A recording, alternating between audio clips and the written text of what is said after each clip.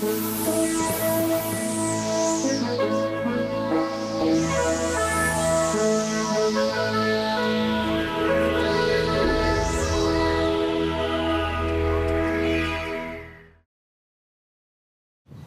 gerbimi Tauro Rago laidos televizijos žiūrovai. Lygiai prieš savaitę mes filmavome laidą ir buvo dar pilnai sniegas, balta visur, nors jau tikrai pavasaris buvo, o praėjus savaitė, prašau, kokia gamta, gražu pažiūrėti, lapeliai skleidžias, paukšteliai čiulba. Na, o nuo gegužės 15 prasidėjo stirnų medžioklė. Šiandien mes bandysime apžiūrėti plotus, kur medžiosime, ar pastebėsime žvėrelius. Mums nėra tokio tikslo šiandien pats sumedžioti stirną, bet jeigu pavyks toks, kurį galime medžioti, galbūt ir sumedžiosime. Bet paprasčiausiai norim apžiūrėti jų gyvenimo vietą, kokie čia stirnai laikosi ir truputį gal pakalbėti apie kitas medžioklės aktualijas. Taigi kviečiame jūs žiūrėti ir pasilikti šį pusvalandį su Tauro Rago laida.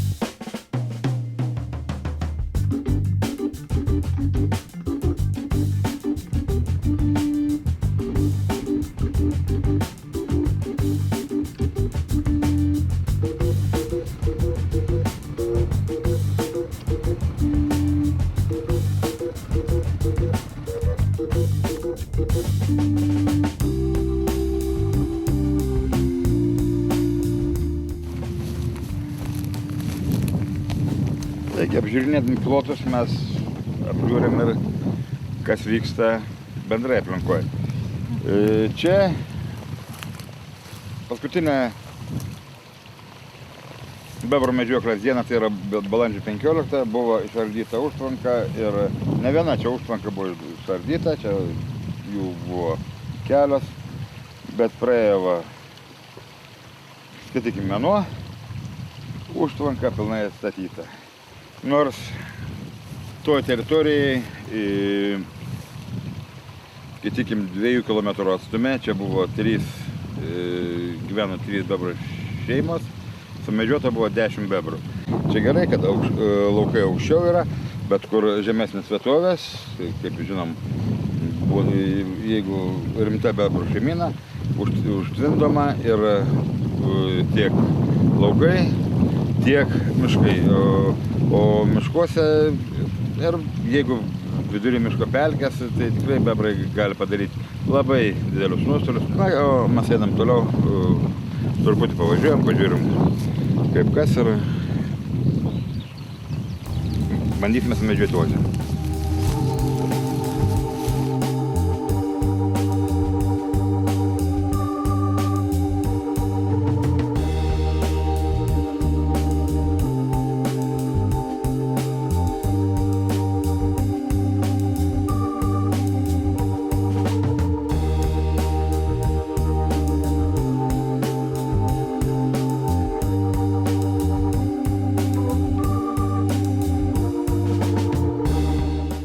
Vaikščiom priėjom rapsų lauką.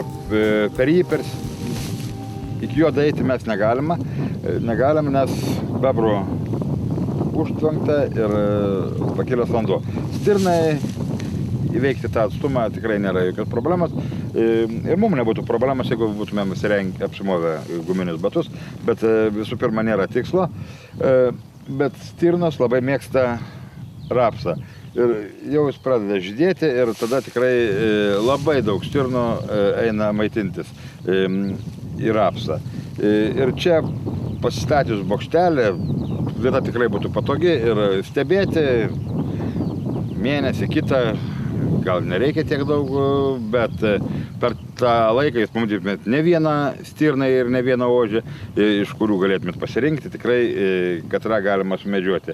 Bet man sėdėti bokštelį nelabai patinka, geriau daug įdomesnė medžioklė vaikštant, sėlinant, prisėlinti prie stirno, kurį tikrai pamatysime ir šiandien, ir tai garantuoju, tik tai reikia kantrybės ir pasirinkti palankų vėją, kad žvėris tavęs neužuostų ir aišku sėlinti kuo toliau, bet tai medžioklės ir įdomumas yra, kad tu stebint pamatai ne tik stirną, ir elniai, ir šernai, ir zuikiai, ir kurapkėlės, ir bendrai paukšteliai skraido, ir gegutės jau kukuoja tarp kitko, eidami medžioklės įdėkit pinigų, nes metai bus tada turtingi.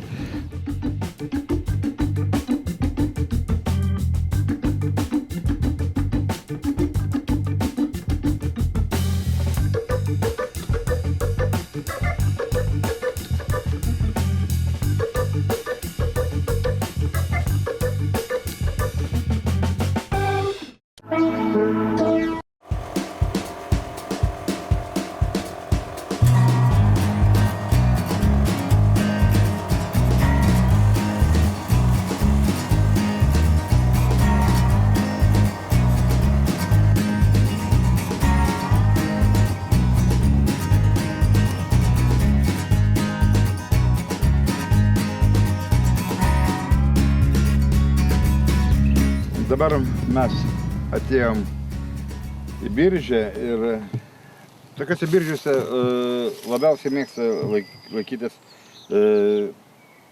patyrę ir seni patinai.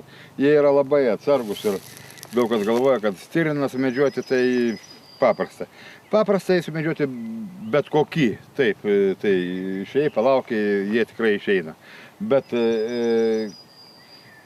patyrusi stirną ir su gerais ragais, jie labai dažnai laikosi tokiuose biržėse ir gerai, kas turi bokštelius, pavyzdžiui, ąžuolą įsikėlę, nešiojamus bokštelius, palaukia, jie geriau mato, aišku, tam reikia pasiruošti, bet tuos biržėse medžioti tikrai yra smagu, bet čia jau tikrai pavaikščioti yra sunku, nes ir triukšmas didelis, nes šakų daug primesta, o stirnai yra labai jautrus, todėl geriau yra pastatyti kažkokį stacionarų bokštelį ir numačius vietą, kur jo veiklos požymių yra stirno, ar kažkur tai toj teritorijai jie ir gyvena, nes stirnas yra tikrai sėslus gyvūnas ir jeigu jų teritorijoje nėra daug arba vienas žūna, jie tuose pačiose teritorijose ir gyvena.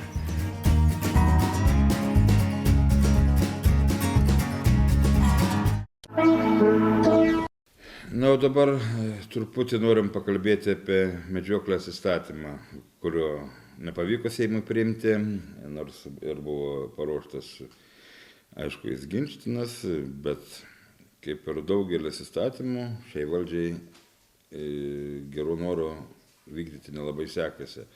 Bet tai gal čia ir jų problema yra, nes mažai koordinuojama su tarpusavėje. Bet šiandien apie tai. O kad medžioklės įstatymę keisti reikia daug ką, tai tikrai reikia daug ką keisti. Kad ir vienas klausimas būtų toksai, bebrų medžioklė negalima yra su prožektoriais. Nors bebrų medžioklė kaip ir pasibaigus, bet daugelis medžiotojų ir mums rašo, ir skambina, ir klausia, kodėl neleidžiama bebrų medžioti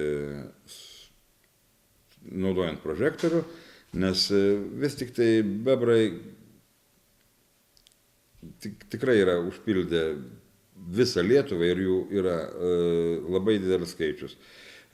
Todėl, o jie šiaip išeina, išlenda iš urvo, eina maitintis į krantus, praktiškai sutemus. Ir sumedžioti bebrą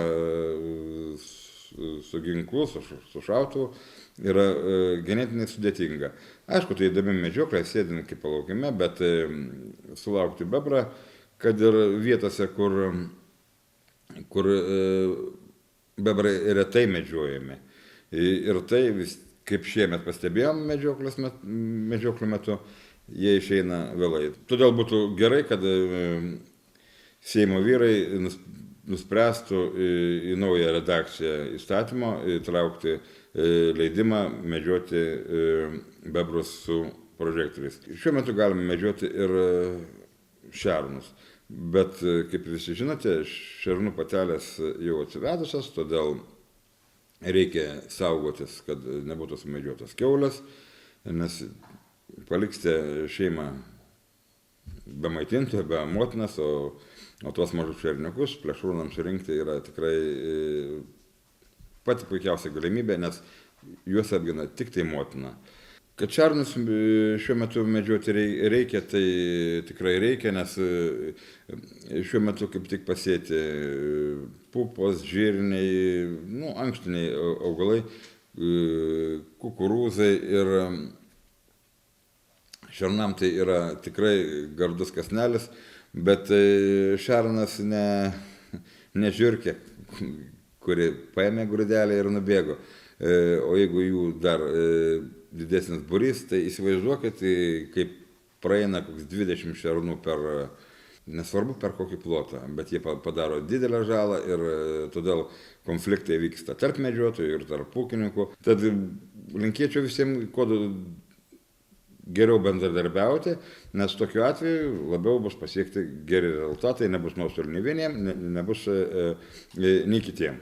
Dar norėčiau pakalbėti apie kurapkas. Kurapkas šiaip išimtas iš medžiojimų gyvūnų sąrašo, bet ar tai gerai padaryta ar blogai, aš manyčiau, kad tikrai blogai, nes fauna, kuri yra medžiojama, praktiškai juos visą laiką daugėja.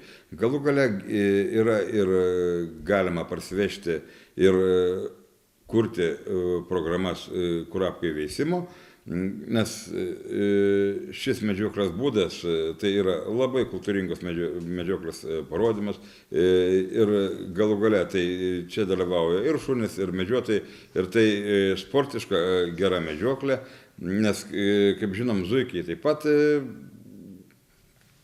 tai yra, tai atsiranda, tai neatsiranda, bet tai čia ir vėl kita problema yra tiek plėšrūnų didelis kiekis, lapės, usūriniai, kurie surenka mažus zuikučius. Gandrai taip pat daro didelius nuostolius zuikių populiacijai. Na, o kaip ir minėjau, kurapkas galima atsivežti, įveisinėti ir paleidinėti į laisvę. Ir galų gale, kaip ir anksčiau, labai malonu ir žiemą matyti pulkelius kurapkų. Tikrai jie tik papuošia gamtą.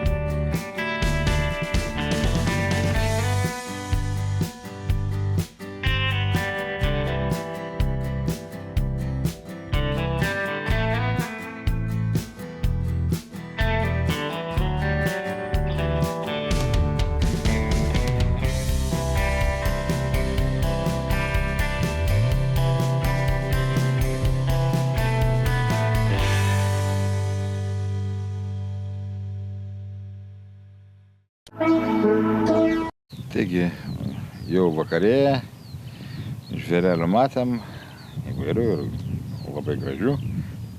Kaip ir minėjau, nebuvo šiandien mūsų tikslas per pirmas dienas sumedžioti stirną. Mes jo nesiekėm šio tikslo, bet apžiūrėjom vietovės, matėm žvėrelių, o ko daugiau reikia. Kaip matėt, šiandien mums sumedžioti nepasisekė stirno, bet mes ir nedėjom didelių pastangų, nes stirnų medžioklė tik prasideda ir dar neprasidėjus nei ruja ir gerieji patinai būtų geriau, kad būtų sumedžiojami būtent po rujos. O šiaip dabar norėčiau parodyti kelias įdomesnius ragus. Būna neįsišėrę dar ragai, tai tikrai selekcinis požymis ir tokį stirną nebūtų galima, būtų net reikalinga jį išimti būtent dabar. Arba būna anomaliniai ragai, kažko tokie, kaip ir šiuo atveju, suaugę į vieną krūvą, du ragai ir jie iškrėpti kaip rachito. Ir tokie stirnai būtent iki rujos būtų gerai, kai jie išimami. Ir ši medžioklė ir būtų iki rujos, būtent sumedžiojant tuos selekcinius, kad jie gadintų pačią tuos stirnos populiaciją tam regione. Čia ir vėl matome, bet čia dar negalima garantuoti, kad tas ragas, jis kitais metais gali ir turėti ir kitokį ragą, nes čia galėjo būti ir nulaužtos, ir ataugęs, ir iš kitko toksai ir vėl. Taigi, medžiotojams norėčiau pasakyti ir priminti, kad po rujos arba rujos metu, tada stenkitės sumedžioti būtent trofėjinį ožį, nes jisai jau bus kaip ir atlikę savo darbus ir jo genetika sklis ir toliau. O iki rujos būtent geriau būtų tokius stirnus medžioti, kad jie yra arba matosi tikrai silpni ragai, arba neturi jokios perspektyvos, arba gal turi kažkokias anomalijas. Galų gale kiekvienas būrelio narys ar medžiotojas, kurie medžioja tam tikruose plotuose, jie ir žino tuos ožius, tikrai net gali paminėti juos vardais. Tas ten tiek, tas tiek gyvena ir šiaip medalinius stirnus medžiotojai užaugina ir tai yra ne per vienus metus, tai per 5, per 7 metus. Jie stebi tuos stirnus ir kada mato jau, kad jo ragai eina į prastesnę pusę, tik tada sumedžioja. Bet tam tikrai medžiotojai turi skirti daug laiko, kad galėtų savo medžioklės plotuose žinoti, kur ir kokie stirnai laikosi. Taigi, pusvalandis praėjo, kuris buvo skirtas mums. Mes pasivaikščiojom po laukus, apžiūrėjom, kaip gyvena bebrai, kuriuos medžiojom lygiai prieš mėnesį. Sumedžioti mums nepavyko, galų gale mes ir nesistengėm, būtent, kad šiandien pirmom dienom sumedžioti stirną. Ir kitiem medžiotojams linkiu to pačio, neskubėti, nes tikrai laiko yra dar ir prasidės stirnų ruja, tada jūs patikėkit, sumedžiosite jum tinkamą trofėjų ir kuris papuoš jūsų trofėjų kolekciją. O dabar išsiskiriam lygiai savaitei, nei plaukų jums, nei taukų.